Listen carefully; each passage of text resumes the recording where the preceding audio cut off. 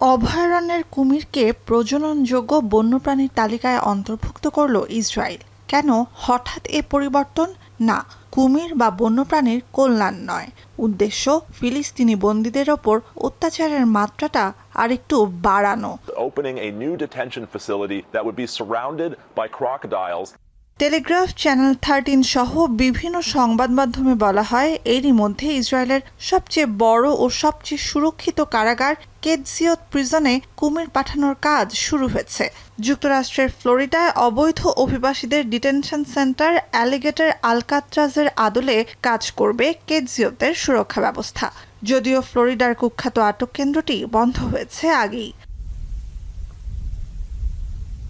ধু মরুভূমির ভেতরে অবস্থিত কেটজিয়ত কারাগারে বর্তমানে কত ফিলিস্তিনি আটক তা জানা যায় না।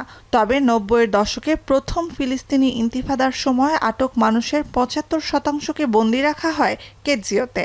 2023 সালের 7 অক্টোবরের পর থেকে আটক অনেক ফিলিস্তিনিও বর্তমানে কারাগারটিতে বন্দী।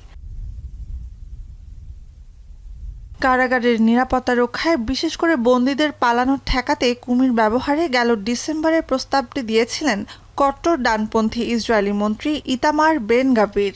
সেটি নতুন আইন হিসেবে কার্যকর হয় গেল বুধবার।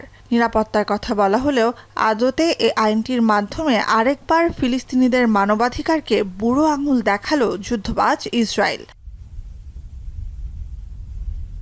জাতিবিদ্বেষ উস্কে দেয়া এবং সন্ত্রাসী সংগঠনের সমর্থন জানানোর অপরাধে 2007 সালে সাজাপ্রাপ্ত বেন গাভিরের রাজনৈতিক জীবনের পুরোটাই দাঁড়িয়ে আছে কট্টর ফিলিস্তিনি বিরোধিতার ওপর। নুজহাত কামাল, এখন বিশ্ব।